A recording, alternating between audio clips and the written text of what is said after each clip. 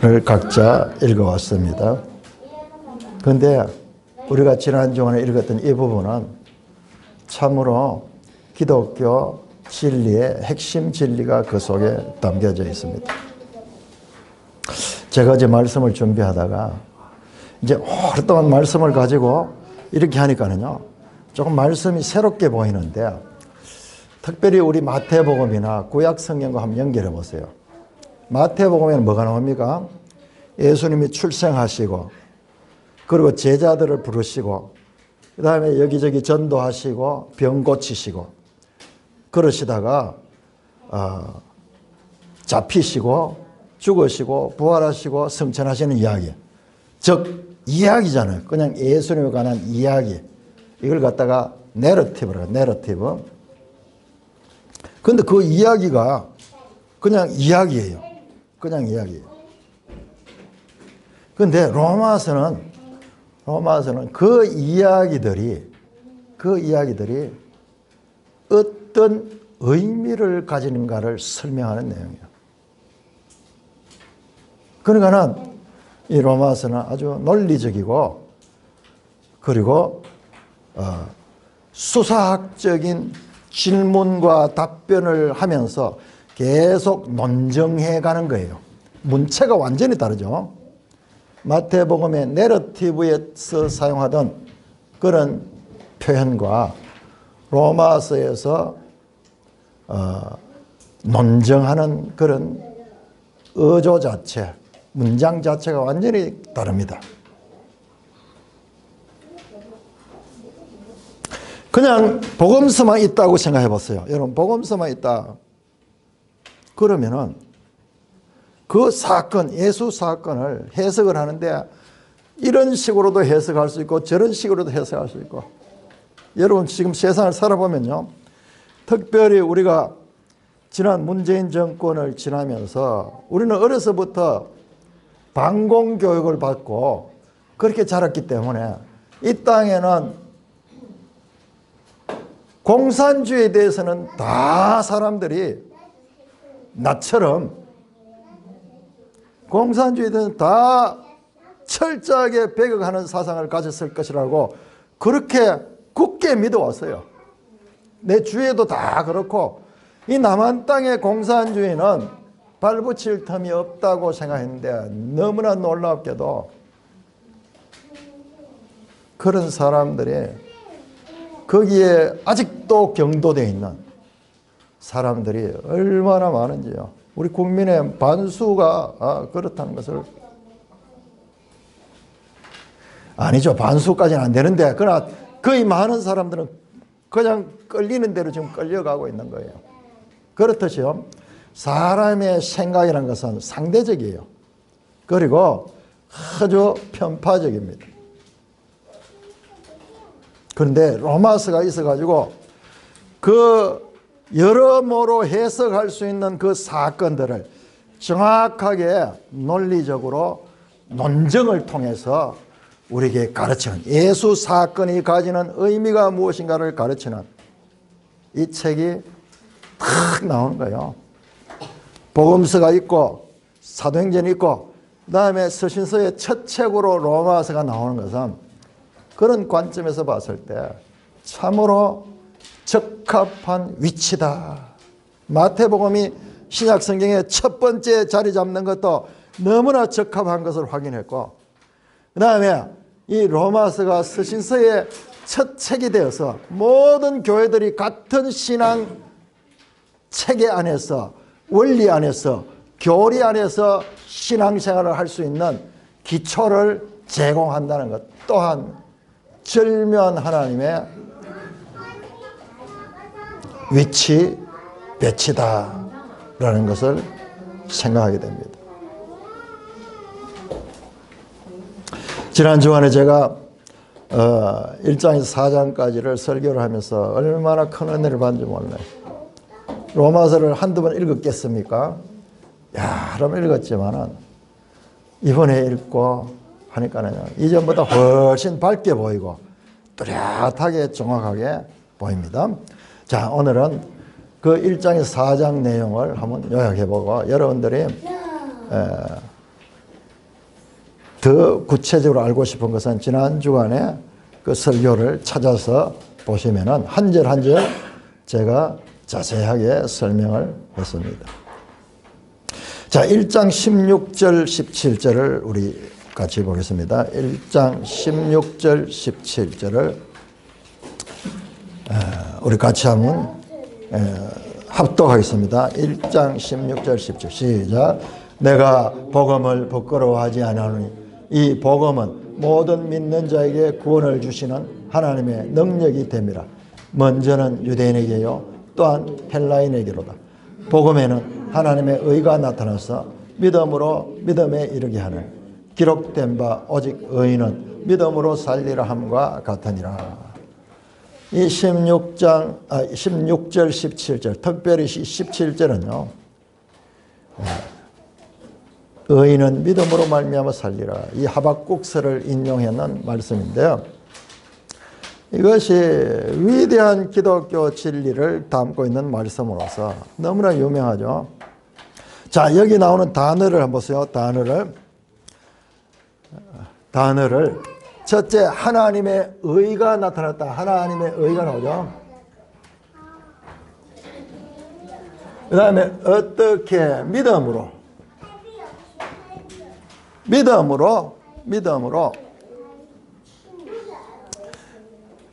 그 다음에 의롭게 된다. 의인이 된다. 의인. 자, 이 하나님의 의가 사람에게 전가될 적에 이걸 갖다 의인, 의롭게 된다. 의롭게 되었다. 그와 같은 것입니다. 자, 이 세 단어를 집중해 봅시다. 하나님의 의, 믿음, 그 결과 의롭게 된, 의인이 되는 이 가르침은 우리 기독교 신앙의 핵심 신앙입니다. 그런데 여러분 18절부터 보세요. 자, 17절이 지나자마자 18절에는 갑자기 17절과 반대되는 단어들이 나옵니다. 하나님의 진노, 불의, 진리를 막는 사람, 경건치 않음. 그 뒤에 나오는 내용들을 보면요 완전 죄에 대한 이야기들이 줄줄이 나옵니다. 줄줄이.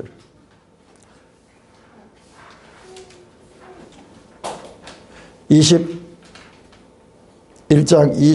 23절부터) 보시면은 쭉 나오는 죄의 목록이 나오는데 특별히 28절 이하를 보시면은 29절에 모든 불의, 추악, 탐욕, 악의, 시기, 살인, 분쟁, 사기, 악독 21가지의 죄의 목록들이 연속해서 나오고 있습니다. 17절과 1장 17절과 믿음으로 말미암아 의롭게 된다는 그 1장 17절과 18절 이하 어디까지 이어지나 가면은 1장 18절에서 3장 20절까지 전부 이런 내용, 심판, 진노, 죄, 전부 부정적인 것과 같은 내용들이 나옵니다. 자, 3장 9절에서 그러니까요 여러분들이 개인적으로 읽어가지고는 제가 지금 오늘 구조를 말씀드린 이 구조를 알고 보면은 산뜻하게 보여요.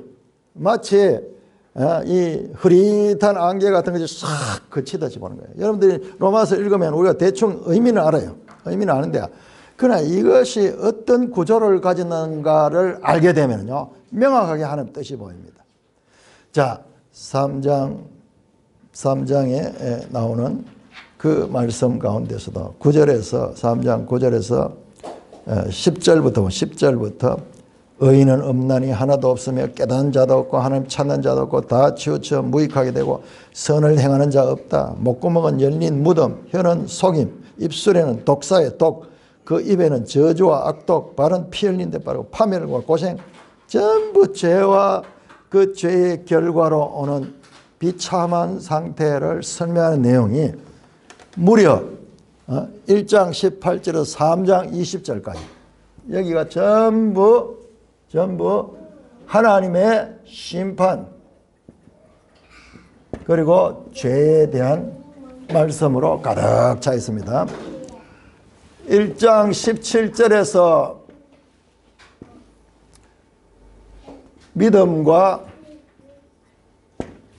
의에 대한 것을 말했는데 18절 들어가면서 갑자기 17절과 18절 사이에 엄청난 대조가 일어나게 됩니다.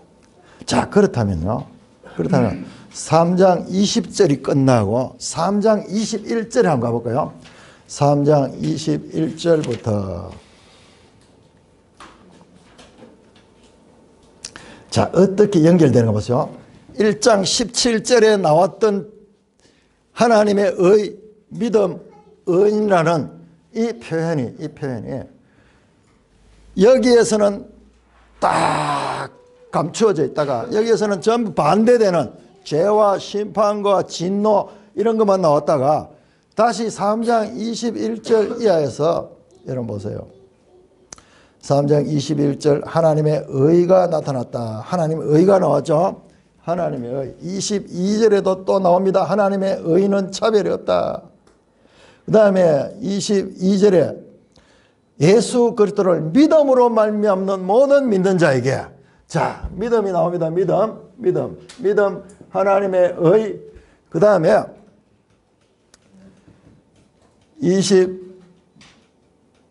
24절 보세요. 값없이 의롭다 하심을 얻었다. 의롭다 하심. 의인이 되었다 하는 말이죠. 의롭다 하심.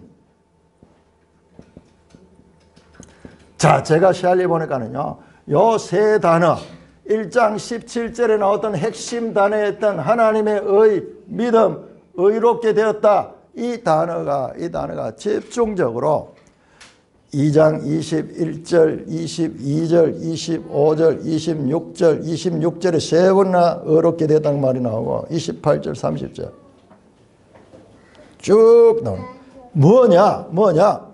1장 17절의 해석 1장 17절의 해석이 뭐냐? 그러면 3장 21절에서 32절까지 내용 31절까지네. 31절까지. 자, 이렇게만 이 구조를 가지고 딱 보면 여러분들이 잘 이해돼요.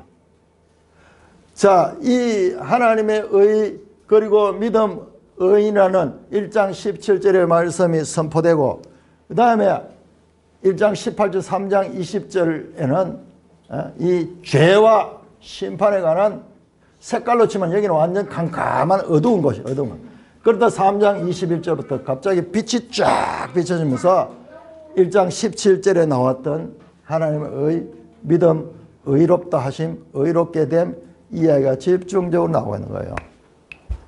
그래서 여러분들 이걸 어떻게 보겠어요?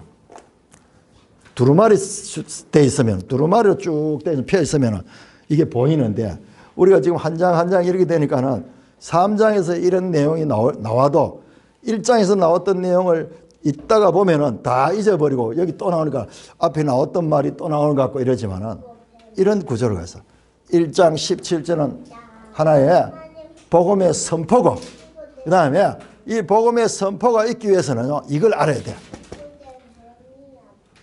이 내용도 자세히 보면요 이 내용도 자세히 보면은 자, 이 내용도 자세히 보면 첫째 먼저 이방인의 죄가 나옵니다. 이방인의 죄. 이방인의 죄가 1장에 나와요. 1장 18절에서 그 이하로 이방인의 죄 나오고 2장에 가면 유대인의 죄가 나와요. 유대인의 죄. 왜 이걸 구별하느냐? 제가 말씀드렸죠. 로마서 서론을 할 적에 로마서는 그 당대 1세기에 로마 교회 안에 유대인 그리스도인들과 이방인 그리스도인들 간의 갈등이 있었다는 거예요. 그 유대인들은 유명하잖아요. 자신들은 선민이기 때문에 자신들은 의롭기 때문에 이방 죄인이라고 그래요. 세상에는 두 종류의 인간밖에 없어. 유대인과 이방 죄인들밖에 없어. 이것이 유대인들의 뿌리 깊은 고정관념인데, 그런데 그렇게 생각할 수 있는 특별한 역사가 있잖아요. 실제로 그렇잖아요.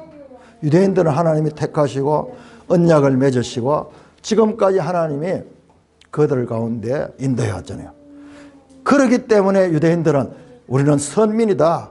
그래서 우리는 이방 죄인과 구별된다고 그렇게 생각해 왔던 것도 잘못 판단했던 것은 아닌 것이 보여요. 언뜻 보면요. 그런 면에서 보면. 그렇지만 바울은 말씀합니다. 너희가 율법을 가지고 그리고 할례를 받았다고 해가지고 의롭다고 생각하는데 그건 아니다.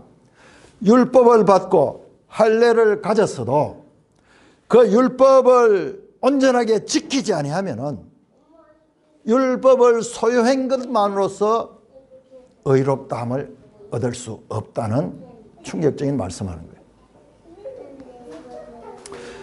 유대인들이 가졌던 이 자부심은 우리는 율법을 받은 백성이고 그래서 하나님의 택함을 받은 백성이기 때문에 당연히 우리는 구원을 받았다고 생각하는데 바울은 그들의 생각을 깨뜨리는데 그건 사실이야. 그건 사실이야.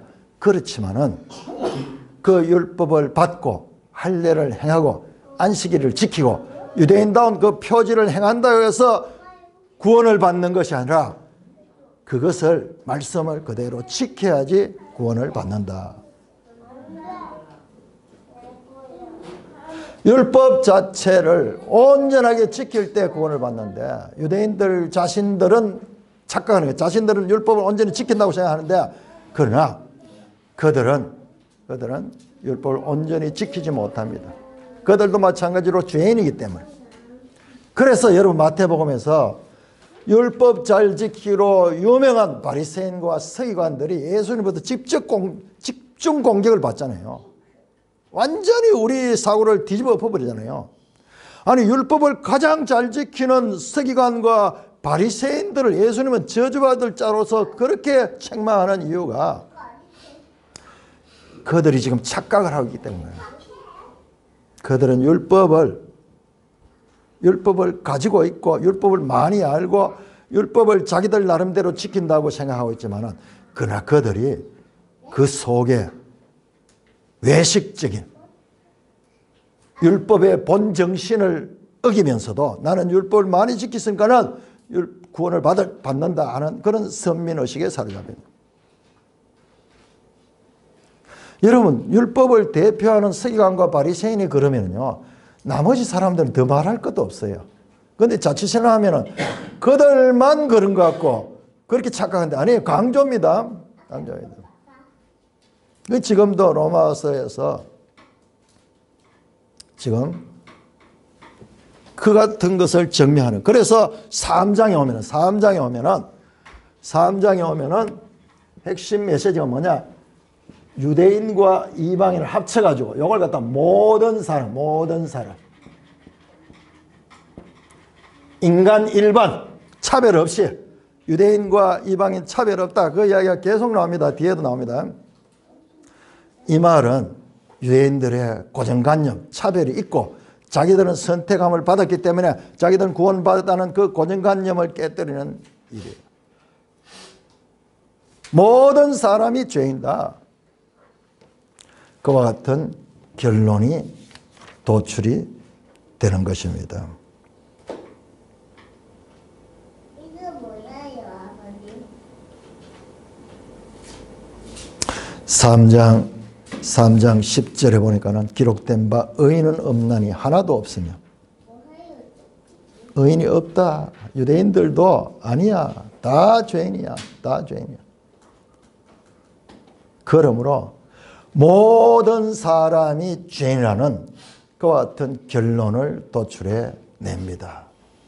모든 사람이 죄인다. 3장 23절 보세요. 3장 23절. 모든 사람이 죄를 범하였으며 하나님의 영광이 이르지 못하니. 자, 이 모든 사람이 죄인이다. 자, 우리는 이런 이야기를 너무 많이 들었어요. 너무 많이 들어서 그렇게 이 말씀이 별로 감동이 오지 않는데, 여러분 이 말씀은요, 철학을 공부했는 사람들, 철학을 공부했다가 예수를 믿었던 사람들, 뭐 일반들은 철학자들이 아무리 떠들어도 무슨 내용인지 모르잖아요. 그런데 철학자들의 이 나름대로의 어렵게 글을 썼는 내용들 다 보면 인간론에, 인간이 무엇인가에 대한 연구를 했는 거예요. 그런데 현대 철학에 보면 허무주의 빠집니다. 허무주의 철학, 이와 같은 실존주의, 뭐 이런 것들 전부 허무주의예요. 결과적으로는 인간은 아무것도 아니다, 거기까지를 깨닫는 거예요. 그래서 최신 철학자, 뭐 하이데거나 뭐 이런 사람, 인간은 누구냐? 근본을 모르니까 인간은 그냥 던져진 존재다. 역사 가운데 어디서 왔는지도 모르고 어디로 가는지도 모르고 그냥 던져져 가지고 지금 살아가고 있는 존재다. 여러분 우리 자신을 한번 이 하나님 말씀이 없는 상태에서 보세요. 그것이 인간으로 깨달을 수 있는 최선이에요. 어디서 왔는지도 모르고 어디로 가는지도 모르고, 그런지 단지 살아가지고 자기 시간을 뭐 산다고 사는데 그 삶 가운데서 여러 가지 고뇌들이 있고 여러 가지 슬픔들이 있고 결과적으로는 다 죽음 안에서 없어져가는 비참한 존재니까는 정직하게 인간을 보면은요, 참으로 비관적이고 절망적일 수밖에 없어요. 그런데 성경은요, 여기에서 그 정의를 내는 거예요. 모든 사람이 죄인다. 그래, 뭐 때문에 그러냐? 원인이 나오는 거예요. 그들은 인생의 허무함을 느끼기는 하지만은 왜 그런지 원인을 알지 못하지만 성경은 원인을 가르친다. 그것이 뭐냐? 죄로 말미암아 그렇다. 죄로 말미암아서 인간이 모든 이와 같은 불행하고 허무하고 절망적인 상황이다. 심지어는 사람이 죽음을 당하는 것도 죄의 결과로 죽게 되었다. 너무나 당연하게 우리는 생각하면서 그냥 살다가 죽어가는 모양이다. 우리 앞선 사회자들도 다 죽어갔으니까는, 앞선 세대에 정의롭다고 하는 사람들, 영웅하고들도 다 죽었기 때문에 죽는 것은 당연한 것이라 생각은 다 했지만, 그러나 그 죽음의 원인이 죄 때문에 그렇다는 것은 성경만이 가르치는 거예요. 이게 하나님의 계시가 아니고는 알 수 없는 진리의 말씀인 겁니다.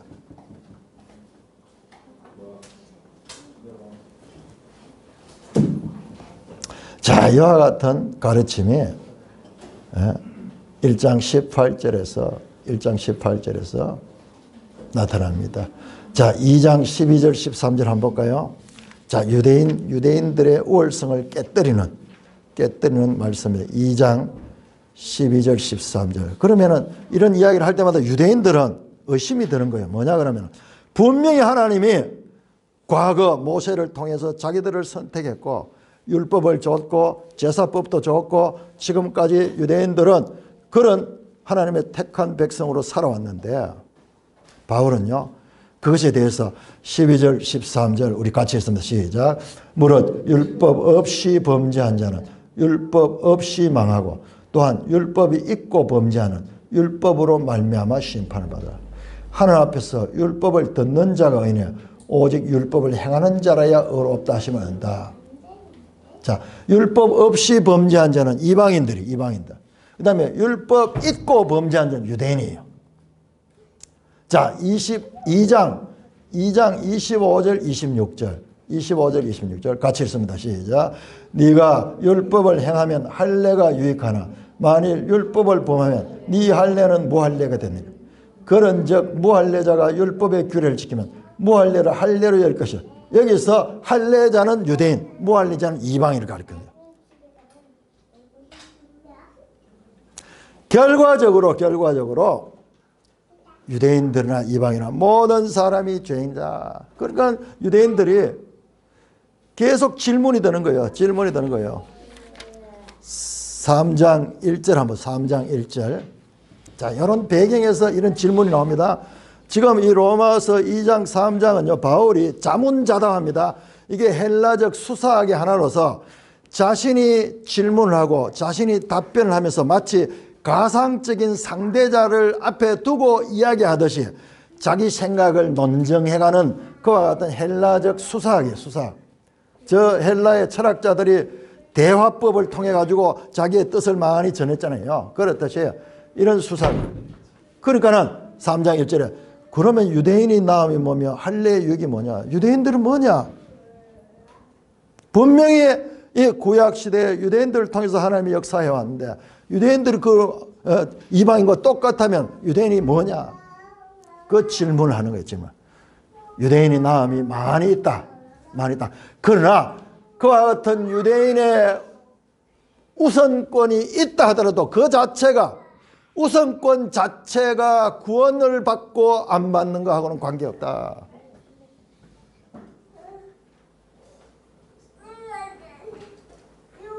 그 말씀입니다. 그 유대인들은 자기들은 하나님의 선미라는 사상을 가지고 있었기 때문에 그것을 깨뜨립니다. 우선권이 있고 율법이 있고 할례 받았다고 해서 그 형식이 내용을 결정짓는 것이 아니다. 형식은 그 내용과 일치될 적에 비로소 의미가 있는데 유대인들도 죄가 그들 가운데 있기 때문에 그 말씀을 온전히 지키지 못했기 때문에 똑같은 죄인이다. 그래서 3장 9절, 3장 12절 보시면요. 단어 가운데 모든, 온, 모든 사람 이런 단어가 많이 나오는 것도 이제 유대인이나 이방인 차별해서 모든 사람이 죄인하는 이와 같은 위대한 결론을 냅니다. 그런데 여러분 이것이요. 이것이 사람으로서는 죽었다 깨도 알 수 없는 하나님의 계시예요. 정말 귀한 것은요. 우리의 일상 가운데 가장 평범한 것이지만 그 평범한 것의 가치가 얼마나 고귀하다는 것을 깨닫는 자한테 그 평범함이 참 의미를 가지는 거예요. 마찬가지로 이와 같은 것도 모든 사람이 죄인이라는 것을 알아야지. 이것이 뭐냐 그러면은 지금부터 말씀하고자 하는 하나님의 의가 제대로 드러나기 위한 기초 작업이 바로 이 작업이에요. 그래서 우리 교회 나오면은 사람들을 죄인이라 그러니까는 그 처음에 교회 나온 사람이 듣기 싫고 그러니까 목사님들도 설교할 때 죄에 대해서 설교를 잘 하는데 그것은 잘못된 거예요. 이거는 교회는요, 죄 문제를 대해서 처음부터 죄 문제를 가르치는 것까지. 그 죄에 대한 문제가 분명할 적에 예수 그리스도가 분명한 의미를 가집니다. 1장 18절에 3장 20절 이 내용들은 마치 건물을 짓기 위해서 보이지 않는 기초공사를 하는 것처럼 이제 신앙의 기초를 이 신앙의 건물을 세우기 위해서 그러나 보이지 않지만 그 땅의 기초를 튼튼히 해야 되듯이 그와 같은 작업과 마찬가지입니다. 어떤 신학자들은 땅 고르는 작업을 했다. 지금까지 1장 18절에서 3장 20장에 땅을 고르는 작업이다. 이제 이후에서 지금 이제 말씀을 하기 시작한다고 그렇게 말합니다. 오늘날 우리가 살아가면서 이 세상에 일어나고 있는 여러 가지 현상들, 개인 존재적으로 죽음에 이를 수밖에 없는 상태인 것은 말할 것도 없고 죽지 않더라도 살아가는 이 과정에서 정치, 경제, 사회, 문화 가운데서 여러 가지 부조리한 것들이 가득 차 있는 것다. 서로 속이고 서로 대적하고 당을 짓고 자기 유익을 위해서 상대방을 깔아문대고 이와 같은 부패한 모든 일들은 그 원인이 바로 사람이 죄인인데 있는 것인 것을 우리가 알게 됩니다. 자, 3장 21절, 3장 21절 오늘 본문으로 들어갑니다. 오늘 본문에서 이제는 그러나 이 단어는요, 이 시제 그리고 이 접속사는 그냥이 아니고 굵은 글씨로 써야 돼. 굵은 글씨로. 이제는 그러나 앞에와 달리 이제부터는 율법에 의해 하나님의 의가 나타났다. 하나님의 의가. 그 하나님의 의가 무엇이냐? 바로 예수 그리스도. 22절 예수 그리스도를 믿음으로 말미암아 모든 믿는 자에게 미치는 하나님의 의다. 이 하나님의 의가 믿는 자에게 전가되는 거예요. 그러므로 죄인으로만 있을 때는 절망적이고 죽을 수밖에 없는 이와 같은 어둠의 시간인데 이제 예수 그리스도가 오심으로 말미암아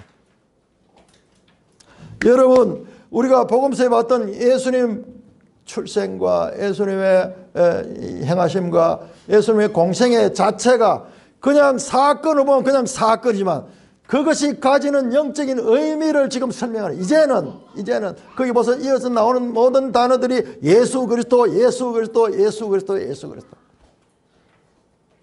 근데 복음서에도 흐릿하지만 나왔어요. 마태복음 1장 22절에 천사가 예수님을 보고 예수님의 이름을 지을 때 예수라고 지어라 그렇게 말합니다. 그 설명이 뭐냐? 그가 자기 백성을 그들의 죄에서 구원할 자다. 천사는 이 모든 것을 다 알고 있었어요.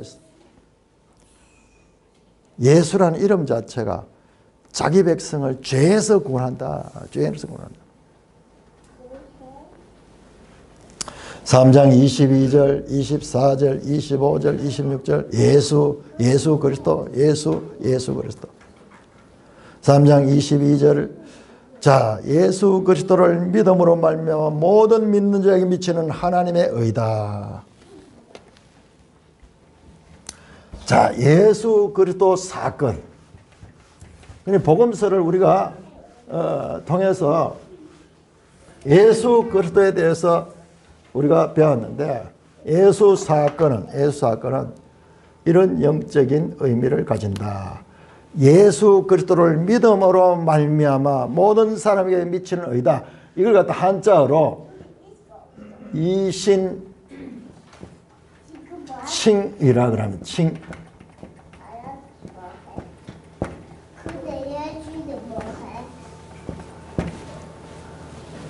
믿음으로 말미암아 의롭다함을 얻는다. 자, 요 신자가 요게 믿음 신자입니다. 믿음으로 칭자는 부른다, 여긴다 하는 뜻이 영어로 카운트예요. 카운티드, 헤아린다. 어떻게 의롭다고? 자, 이게 그 유명한 이신칭입니다. 우리 종교개혁자들이 이 말씀을 가지고 종교개혁을 하는데 가장 중요한 핵심 메시지가 바로 이신칭입니다. 이 이신칭의를 더 정확하게 하면 3장 20 예수 그리스도를 믿음으로 말미암아 모든 믿는 자, 여기도 모든이 강조되는 것은요 유대인이나 이방인이나 관계없이 믿는 자, 유대인도 믿는 자면 되고 이방인도 믿는 자면 가능해요. 그것이 하나님의 의다. 믿음이라는 것이 하나님의 의가 우리에게 오는 그런 수단이 되고 도구가 된 것이다. 여러분 마태복음 한번 연관해 보세요. 마태복음 예수님께서 십자가에 죽으실 때 성소 휘장이 위에서부터 아래까지 갈라질 때 그때 이와 같은 길이 열렸는 거예요. 뿐만 아니라 요한복음 19장 30절에 예수님 십자가에서 다 이루었다 하시는 그 말씀이 바로 이와 같은 길을 지금 열었다는 말씀입니다. 그 말씀의 핵심 메시지가 3장 24절에 나옵니다. 24절 예수 그리스도 안에 있는 속량으로 말미암아 하나님의 은혜로 값없이 의롭다 하심을 얻은 자 되었느니라. 여기에 우리 구원론의 핵심 단어가 다 나옵니다. 속량, 하나님의 은혜, 값없이 의롭다 하심을 얻었다. 값없이 얻었기 때문에 선물이에요, 선물. 자, 그래서 뒤에 가면은 선물과 이 은혜를 구별하는 설명도 나옵니다. 값 없이 그냥 우리 노력하지 않고 하나님께서 우리에게 주신 은혜다, 은혜다. 속량으로 말미암아. 여러분, 속량이라는 단어는 헬라어로 아폴리트로시스 가는 건데요. 이것이 히브리어로는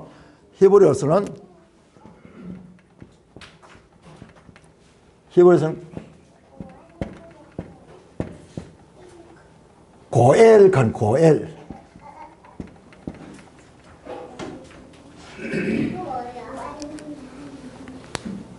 속량이라는 말은요, 로마 시대 일상 용어예요. 속전을 받고 놓아주는 것. 종을, 옛날에 로마 시대는요, 종이 얼마나 많은지 몰라요. 나중에 로마가 멸망하는데 그 로마인들보다 종의 수가 훨씬 더 많은 거예요. 그러니까 로마인들 스스로 이제 일하지 않고 전부 종들이 그 일을 하고 이러다 보니까는 나중에 더 타락되고 나태해지고 그 나중에 그 뭐 들고 일어나 버리면은 나라가 뒤벼져 버리죠. 노예를 돈 주고 사고 팔 적에 그 돈을 주고 이 사는 것을 갖다 속량했다. 속량. 여러분, 이 속량이라는 단어는요, 얼마나 대단한 단어인지 구약의 제사 제도와 절기 전부 이거와 연결되어 있습니다. 자, 구약의 수많은 이 속죄제, 화목제, 뭐 번제, 소제, 속건제 이런 제사 제도가 뭡니까? 사람이 죄를 범했는데 그 죄 때문에 하나님과의 관계가 끊어져 버렸어. 그래서 그 죄를 속하는 것이 제사거든요. 모든 제사 제도는 이 속량과 연관이 되어 있습니다. 속죄제와 화목제 마찬가지예요. 속죄제는 죄를 속하는 거고 화목제는요, 죄가 속해져야지 하나님과의 관계가 다시 평화로워진 거예요. 화목이 되는 거예요.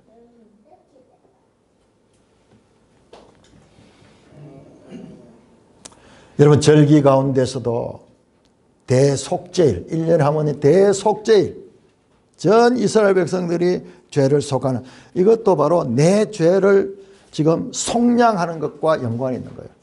뿐만 아니라 50년마다 한 번 오는 희년은요, 자기의 재산을, 이스라엘은 그 토지는 사고 팔지 못하는 그런 하나님의 법이 있습니다. 그렇지만은 살아가면서 그 토지를 남에게 뺏길 수 있어요. 그럴 때요, 50년째가 되면 다시 원위치로 돌아가요.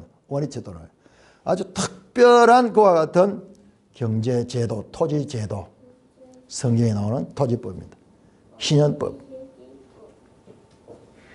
잃어버렸던 것을 다시 도로 찾는 것. 이 모든 것들이 다 이 속량과의 예수 그리스도 안에 있는 속량, 이 모든 구약의 제사제도, 절기제도, 이 모든 것들을 예수 십자가에서 다 성취했는 거예요.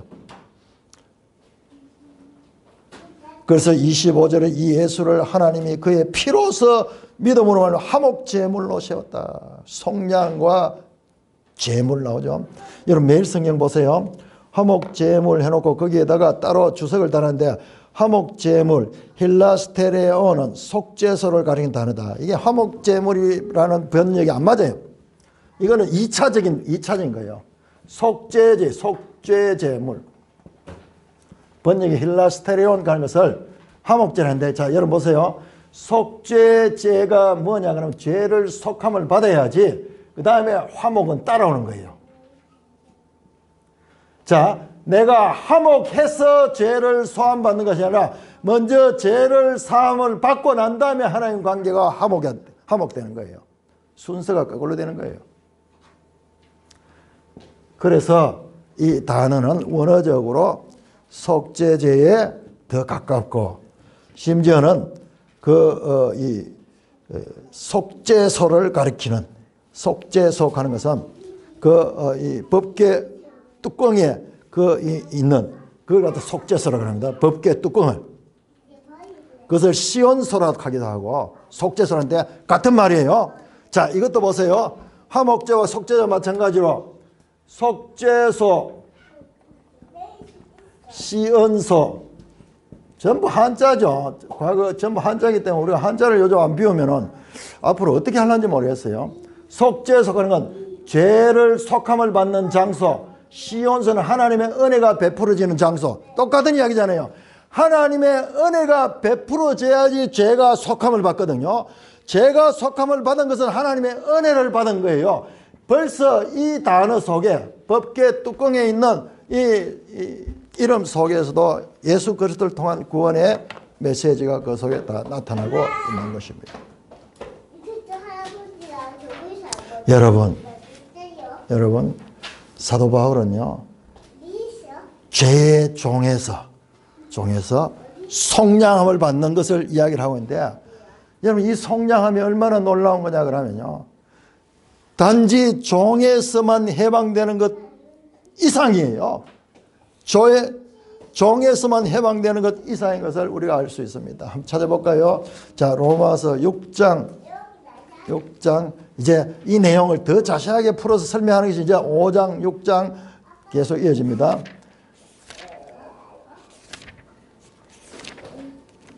6장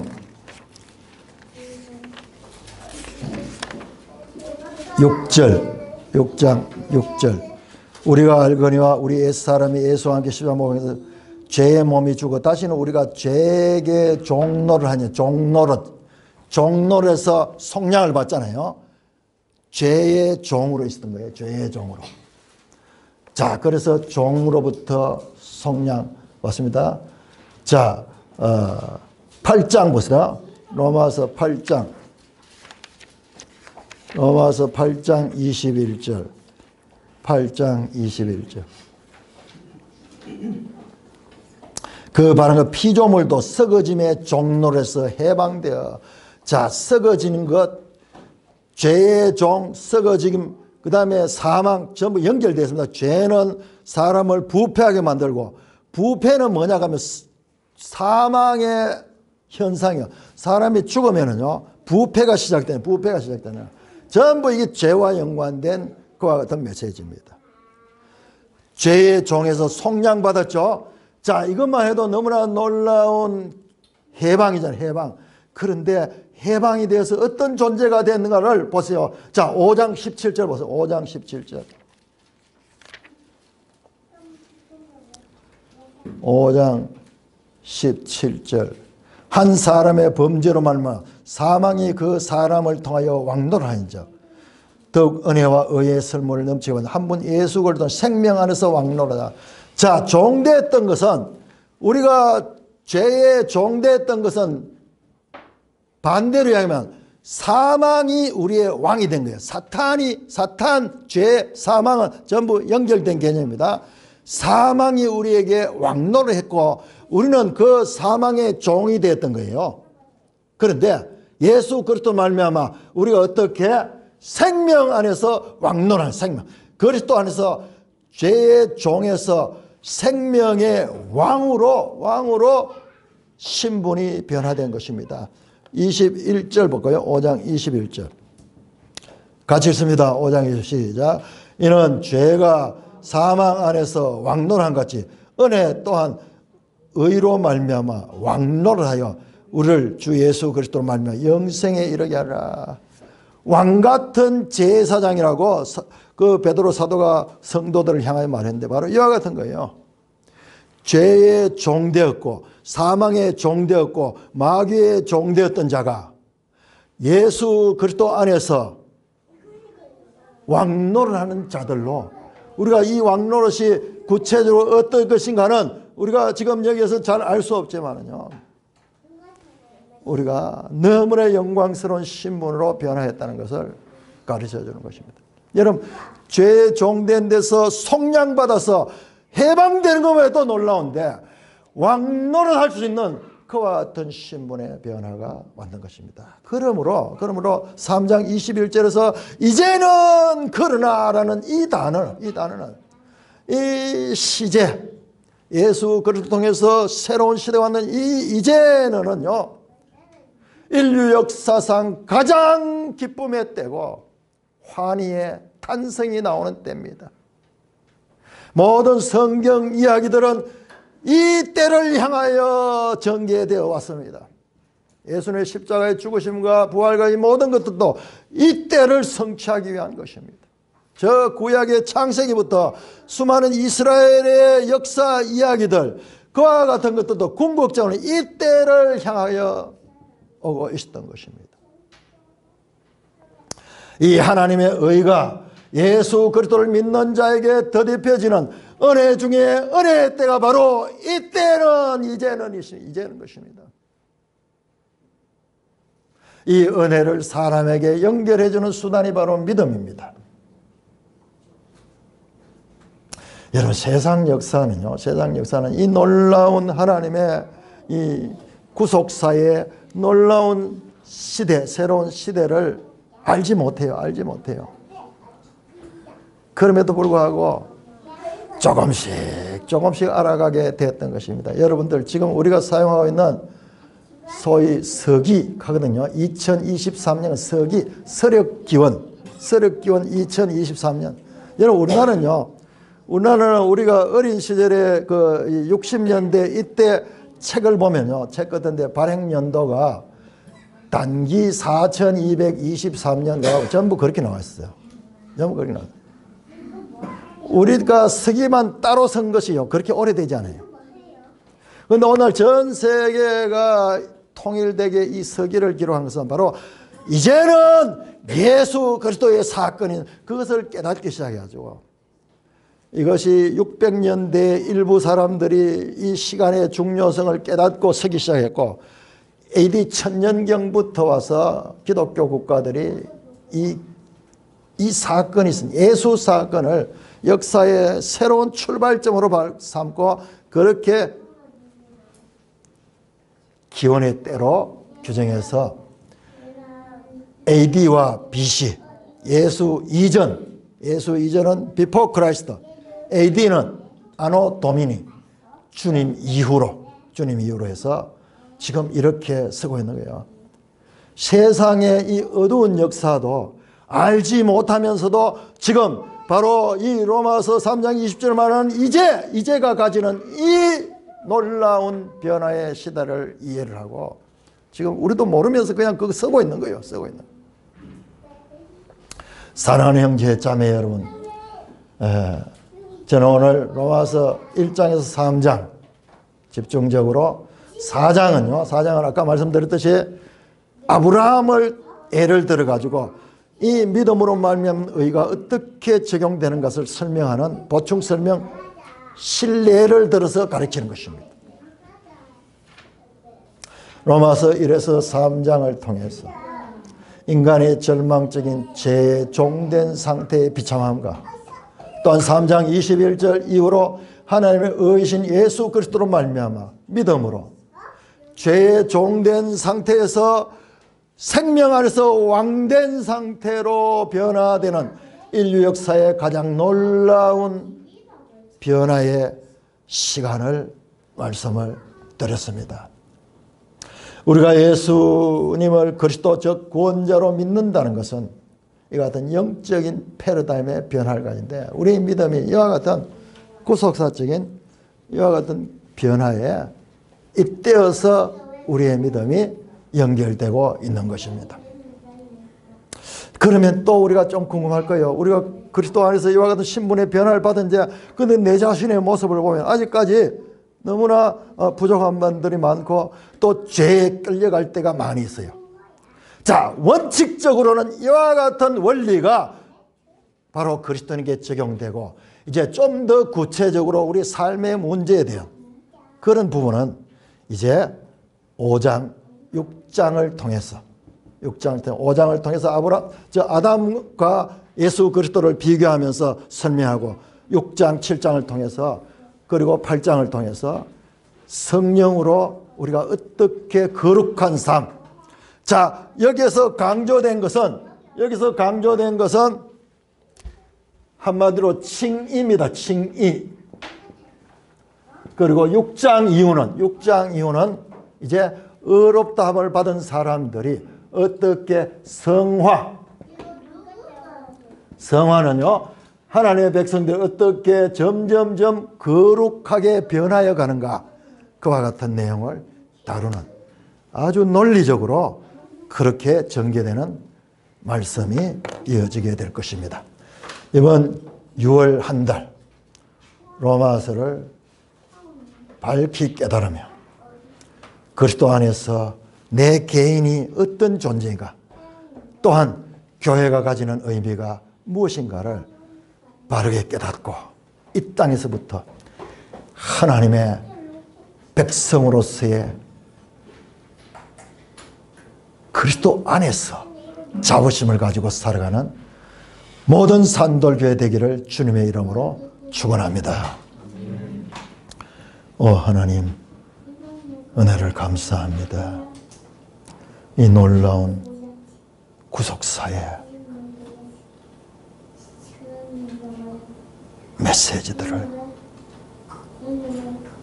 우리를 통하여 깨우쳐 주시고 이와 같은 하나님의 은혜의 반열로 저희들을 편입시켜 주신 놀라운 하나님의 은혜를 찬송하지 아니할 수 없습니다. 영광, 존귀, 찬송 하나님께서만 홀로 받으심이 합당한 줄을